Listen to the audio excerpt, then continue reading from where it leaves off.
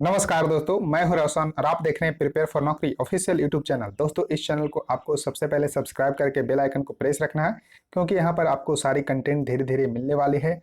तो आप देख रहे हैं अभी एचएएल में जो रिक्रूटमेंट के लिए डिजाइन ट्रेनिंग और मैनेजमेंट ट्रेनिंग का उसका जनरल अवेयरनेस के जो टॉप 1000 क्वेश्चन करवाए जा रहे हैं उसका 58 लेक्चर है। तो इसका आपको देखना है सभी लेक्चर का, तो उसके लिए डिस्क्रिप्शन में प्लेलिस्ट का लिंक मिल जाएगा और अपना नोट भी साथ में बनाते चलना है। और देखिए, आप लोग पीडीएफ की डिमांड करते हैं तो पीडीएफ आपको प्राप्त होगा जो प्रिपेयर फॉर नौकरी ऑफिशियल टेलीग्राम चैनल है यहाँ से। लेकिन जब 1000 क्वेश्चन कंप्लीट हो जाएगा तब आपको पीडीएफ सारी लेक्चर का मिल जाएगा। फिलहाल 25 लेक्चर तक का पीडीएफ यहाँ पर अवेलेबल है। क्वेश्चन है कि in which state is the Chapchar Kut festival celebrated in the month of the March every year. यानी कि कहा जा रहा है कि मार्च महीने में हर साल चापचार कूट फेस्टिवल सेलिब्रेट किया जाता है, किस राज्य में?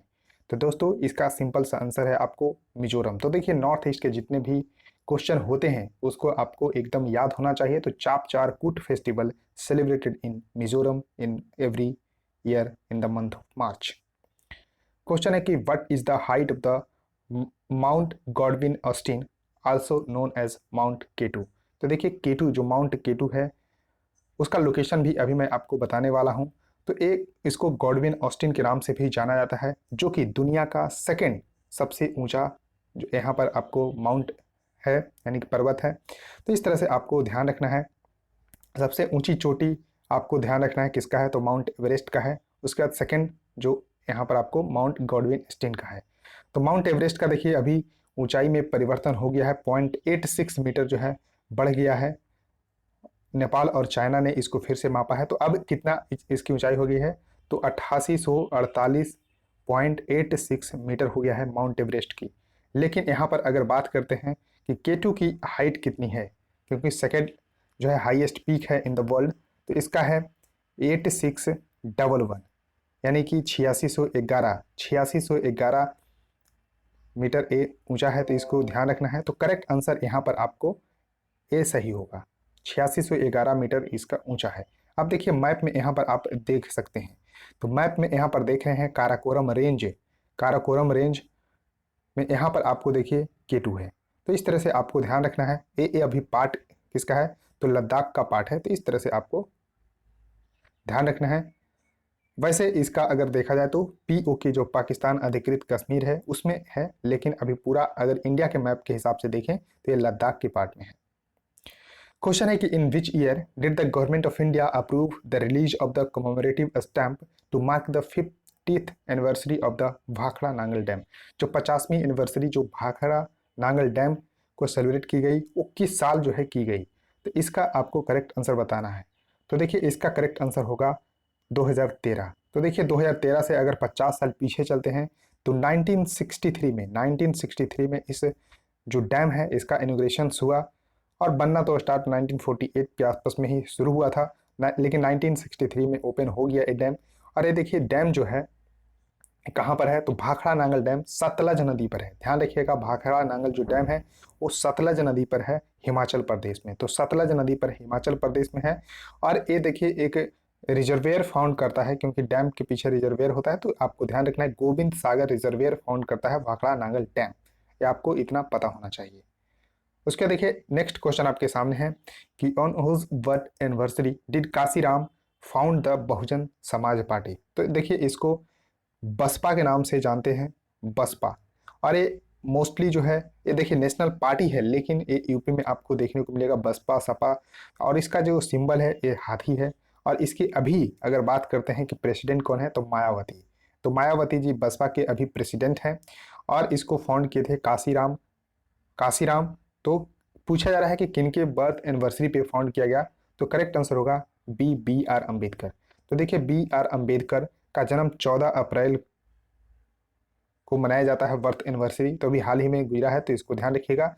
और इनका जन्म जो बी आर अम्बेडकर का जन्म है 14 अप्रैल 1891 में, लेकिन इसका फॉर्मेशन हुआ पार्टी का 14 अप्रैल 1984 को। तो 14 अप्रैल 1984 को बसपा का फॉर्मेशन हुआ बाय काशीराम, और इसके अभी प्रेसिडेंट है मायावती जी, और सिंबल हाथी। क्वेश्चन है कि in which year the Ramnath Goenka excellence in journalism award instituted in India. तो देखिए ये आपको पता चल ही गया होगा कि ये जर्नलिज्म से रिलेटेड है। तो जो भी जर्नलिस्ट आउटस्टैंडिंग कंट्रीब्यूशन करते हैं टुवर्ड जर्नलिज्म, तो उनको ये अवार्ड दिया जाता है। तो रामनाथ गोयनका एक्सेलेंस अवार्ड जो है 2006 से जो है आरंभ किया गया है। तो करेक्ट आंसर यहाँ पर डी। ध्यान रखिएगा कि Ramnath Goenka excellence in journalism award instituted in India in year 2006। Question है कि which of the following president of India also served as the union labour minister, यानी कि कहा जा रहा है कि कौन सा ऐसा प्रेसिडेंट है जो यूनियन लेबर मिनिस्टर का भी कार्यभार संभाल चुके हैं। तो देखिए इसका आपको करेक्ट आंसर होगा बीबी गिरी। तो करेक्ट आंसर ए होगा बीबी गिरी।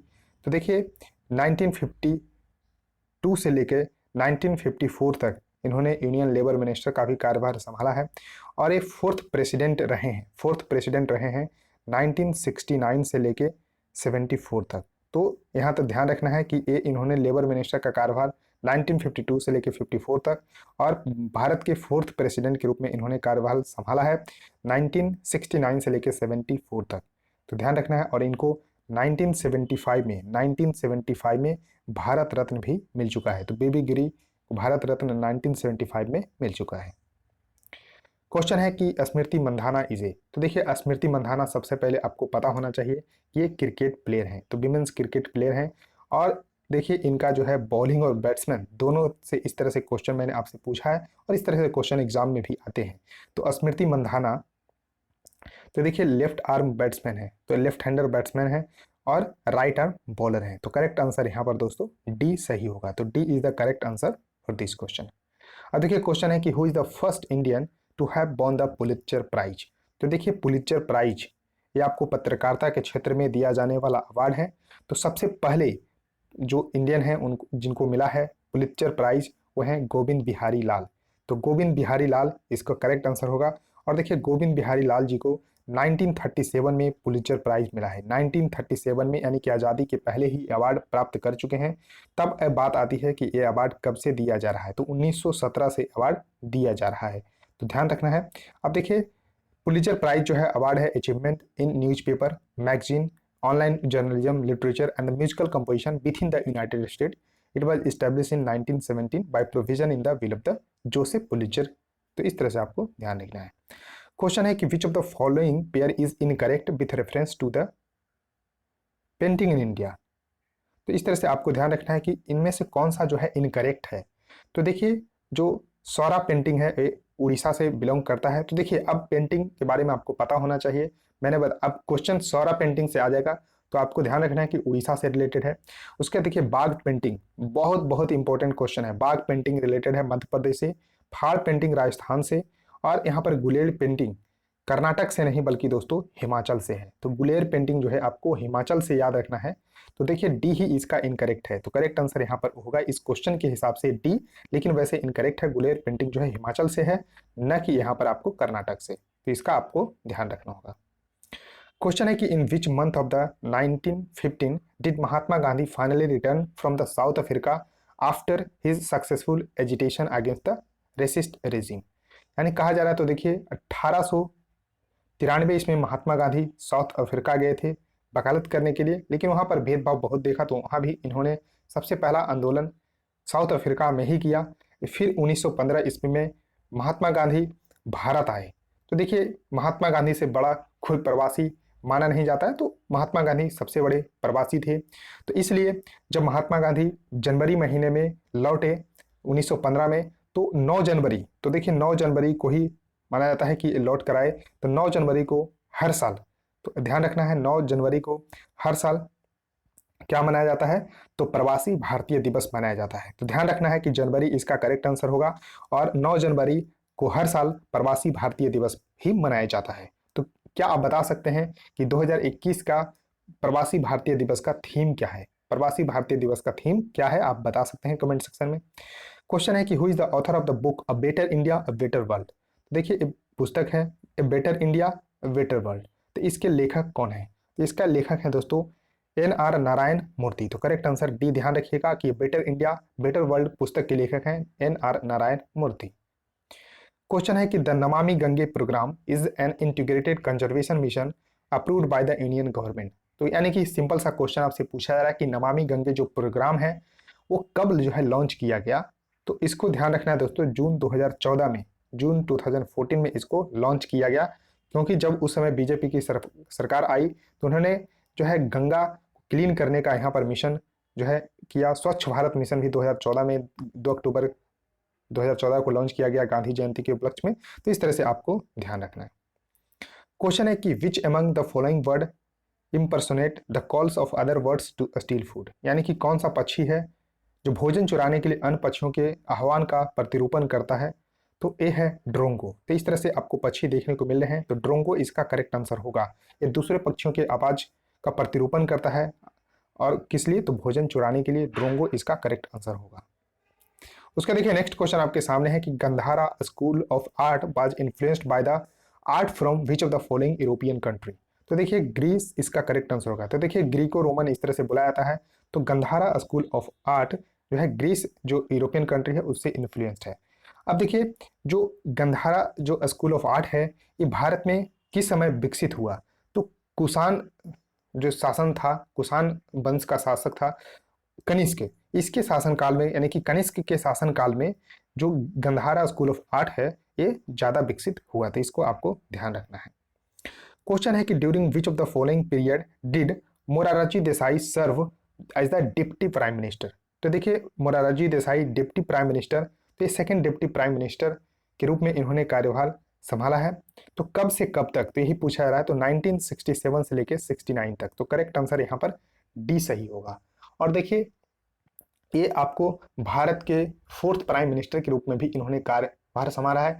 जब इमरजेंसी थी 1975, तो देखिए 1975 से लेके 77 तक इमरजेंसी था। इमरजेंसी के बाद जब इलेक्शन हुआ तो जनता पार्टी ने यहाँ पर सरकार बनाई और इसके प्राइम मिनिस्टर के रूप में मोरारजी देसाई जो है संभाले। तो मोरारजी देसाई जो है यहाँ पर आपको ध्यान रखना है कि 4th प्राइम मिनिस्टर के रूप में कार्यभार संभाला है। तो कब से कब तक, तो देखिए 1977 से लेके 79 तक ही इन्होंने प्रधानमंत्री जो है रहे हैं। तो इसका आपको ध्यान रखना है। लेकिन सेकंड डिप्टी प्राइम मिनिस्टर के रूप में 67 से लेके 69 तक इन्होंने कार्यभार संभाला है। तो दोस्तों इस वीडियो में इतना ही रखता हूं। आई होप आपको ये सीरीज बिल्कुल पसंद आ रही होगी, तो जरूर लाइक कर दीजिएगा। इस वीडियो को जितना हो सकता है शेयर करिए अपने दोस्तों के साथ और चैनल को सब्सक्राइब करके बेल आइकन को प्रेस रखिए। So thank you guys.